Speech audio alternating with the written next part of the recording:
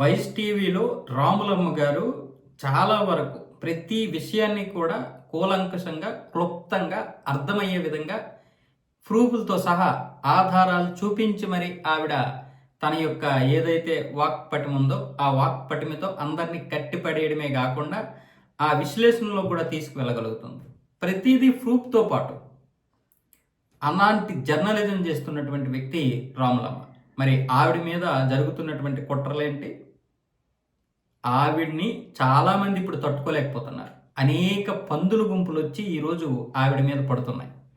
వాస్తవంగా చెప్పాలంటే రాములమ్మను చూసిన తర్వాతే అంటే మనం కూడా ఇలాంటి జర్నలిజం చేయాలి అని అనిపించింది చాలా సందర్భాల్లో. అంటే ఈ విధమైనటువంటి జర్నలిజం బహుశా ఇంతవరకు ఎవరు వీళ్ళు చూడకపోయి ఉండొచ్చు. బహుశా ముఖ్యంగా ఇప్పుడు గంజాయి మొక్క, మరికొంతమంది ఊరపందులు వీళ్ళందరూ కలిసి ఆవిడ మీద కుట్రలు చేసి కేసులు కూడా పెడుతున్నారు. కరీంనగర్లో ఆవిడ మీద ఇప్పుడు కేసు కూడా నమోదైంది.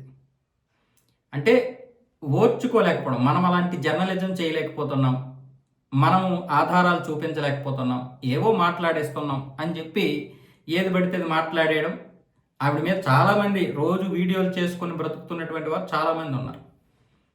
అంటే ఆవిడ్ని బద్నాం చేయడానికి, ఆవిడ్ని ఏదో ఒక విధంగా ఈ యొక్క న్యూస్ నుంచి బయటకు వచ్చేలా చేయడమో, లేకపోతే కొంతవరకు దూరం పెట్టడం కోసమో మొత్తానికైతే రాములమ్మనైతే చాలా బద్నాం చేయాలని చాలామంది తీవ్రంగా ప్రయత్నాలు చేస్తున్నారు. కానీ అది వాళ్ళ వల్ల అవుద్దా? ఆవిడ ఏమైనా డబ్బు కోసం చేస్తుందా? ఈరోజు ఇలా మాట్లాడుతున్నటువంటి మనందరము కూడా కేవలం డబ్బు మాత్రమే కాదు, ఈరోజు యూట్యూబ్ నుండి వచ్చేటటువంటి ఏదో ఆ రోజు పూట కోసం ఈ పూట కోసం గడవడం తప్ప ఇంకేమీ లాభం లేదు. కానీ నిజాలు తెలియాలి ప్రజలకి. కాబట్టి నిర్భయంగా చెప్పగలిగేటటువంటి వ్యక్తుల్లో, మనలాగా చెప్పేటటువంటి వ్యక్తుల్లో ఆ ముందు స్థానంలో ఉంటారు రాములమ్మ. ఈరోజు ఆవిడ్ని డ్రాములమ్మ అని చెప్పి, అలాగే మరికొంతమంది ఏమొచ్చేసి బర్రె అని చెప్పి, ఇలా రకరకాలుగా వాళ్ళ యొక్క కోపాన్ని తీర్చుకుంటున్నారు చాలామంది. చాలా పెద్ద పెద్ద యూట్యూబ్ ఛానల్స్ కూడా ఈ మీద కుట్రలు చేస్తూ వీడియోలు చేస్తున్నారు వ్యతిరేకంగా. ఇంకా ఆవిడ్ని మీరు రెచ్చగొట్టడమే తప్ప, ఇంకా ఆవిడికి మీరు బలాన్ని ఇవ్వడమే తప్ప చేసేది ఏమీ లేదు, పీకింది ఏమీ లేదు. ఆవిడకి అందరము ఉన్నాము, రాములమ్మని మేము సేవ్ చేసుకుంటాం. ఇలాంటి వ్యక్తికి అందరి సపోర్టు ఉంటుంది. ముఖ్యంగా ధర్మం వెనుక నిలబడినటువంటి వారికి ఎప్పటికీ ఆ ధర్మమే రక్షిస్తుంది. ధర్మం కోసం, దేశం కోసం పోరాడేవారు పోయినా పర్లేదు, బ్రతికినా పర్లేదు, వాళ్ళు సజీవంగానే ఉంటారు. ఎంతోమందిని చూసినటువంటి వ్యక్తులు. అలాంటిది రాములమ్మ గారు ఇలాంటివి చదివేశారు. అవన్నీ ధర్మం కోసం, దేశం కోసం పోరాడుతున్నటువంటి వారి జీవిత చరిత్రలు చదువుకొని ఈరోజు ఆవిడ జర్నలిజం చేస్తున్నారు. కేవలం డబ్బుల కోసం చేసినటువంటి జర్నలిజం కాదు అది. బెదిరిస్తే బెదిరిపోవడానికి, ఆపేస్తే ఆగిపోవడానికి. ఆ నోరు కేవలం ధర్మం కోసం, దేశం కోసం పోరాడుతుంటుంది. తప్పు చేస్తే అవతలవాడు ఎవడైనా సరే, హిందువా, ముస్లిమా, క్రిస్టియనా, ఈ ప్రాంతం వాడా, వేరే ప్రాంతం వాడా, ఎవడిని చూడదు. పార్వతీపురం ఎక్కడ? ఒరిస్సా బోర్డర్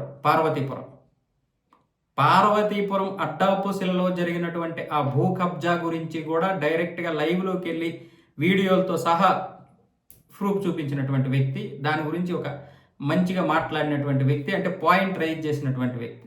అలాంటి జర్నలిజం మీరు చేయగలరా? ఇక్కడ మనం కూర్చొని చెప్పడం కాదు, గ్రౌండ్ లెవెల్లో జరగాలి, గ్రౌండ్ లెవెల్కి వెళ్ళాలి, కూలంకషంగా పరిశీలించగలగాలి. దాని గురించి ఎంత వివరాలు తెలియాలి, తెలుసుకోవడానికి ఏమేం చేయాలి?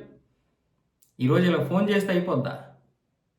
ఇక్కడ పనికిరాని విషయాలు నలుగురు ఎవడో ఢిల్లీ నుంచి, ముంబై నుంచి, లేకపోతే ఇంకెక్కడి నుంచో వీడియోలు పంపించేస్తే ఆ వీడియోలు చూసి ఇక్కడ వీడియోలు చేస్తున్నటువంటి వారు చాలామంది ఈరోజు చాలా తెలుసుకోవాలి రాములమ్మ దగ్గర.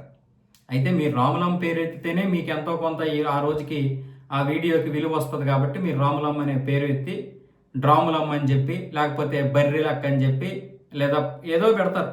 మిమ్మల్ని పంది అన్నందుకు మీరు తట్టుకోలేకపోతున్నారు. కానీ వాస్తవంగా మీరు పందులే. ఇంకా పందులు కూడా ఫీల్ అవుతాయి.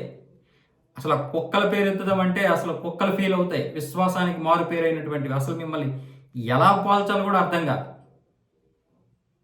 ఇది అన్నీ వస్తాయి. ఈ జంతర్ మంతర్ వద్ద జరిగినటువంటి ఉద్యమం గురించి మీరు చాలా సంతోషంగా ఉన్నారు, కానీ దాని నిజాలు వస్తాయి. అన్ని నిజాలు బయటికి తెలుస్తాయి. హిందువుల్లో చైతన్యం రాకుండా ఉండడం కోసమే మీ యొక్క లక్ష్యం.